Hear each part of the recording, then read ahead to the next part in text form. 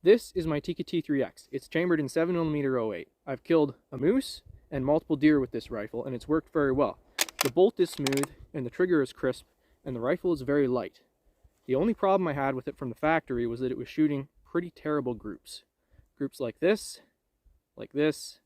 and like this. Very, very bad groups.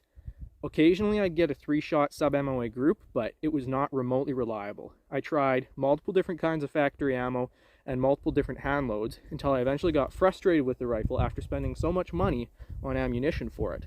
I decided to email Stoeger, who is Tikka's dealer in Canada, and they replied with this email. You can pause the video and read it if you want. They basically said, try different kinds of ammo, which I had already done. I tried a lot of ammo. And they also told me that they were going to charge me $125 an hour to clean the rifle before they shot it. So the warranty service isn't actually free.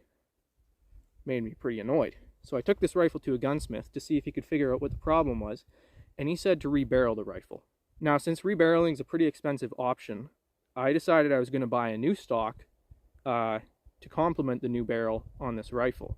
And I decided to buy the new stock first and try the rifle in the new stock just in case it was going to shoot better.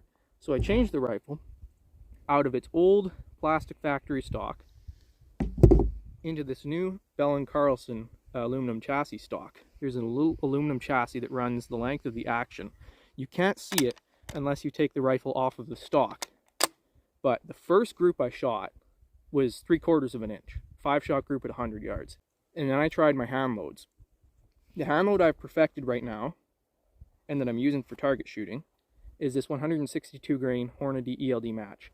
I'm using H4350 powder and a CCI primer, and this rifle consistently groups sub-MOA. It was not able to do that with this bullet before I changed the stock. My suspicion is that this factory Tikka stock was made slightly out of spec, because most other factory Tikkas I've seen on the internet seem to shoot pretty well. But it's got completely plastic bedding with only I don't know if this is aluminum or steel, but it's got a recoil lug. The rest of the stock is entirely plastic. And most of the stocks on rifles that I've seen shoot well have been, at the very least, pillar bedded with aluminum pillars here. There's nothing to prevent the polymer on this stock from being crushed when you tighten down those action screws. So I wonder if that's part of the reason this rifle was shooting pretty poorly. I can't see anything visually wrong with the factory stock, but changing to the Bell & Carlson immediately improved the groups. As far as the Bell & Carlson stock goes, I like it. It's got a little bit of a slippery finish on it. I did have to scrape some paint off the aluminum bedding block when it got to me, and I had to cut a little plastic pin off the bottom of the trigger guard on this rifle. I'm not sure why they didn't put a hole where it's supposed to be on this chassis, but it was a simple fix. Trigger guard doesn't need that pin on it, but it would have been a nice touch if Bell & Carlson had drilled that hole where it's supposed to be.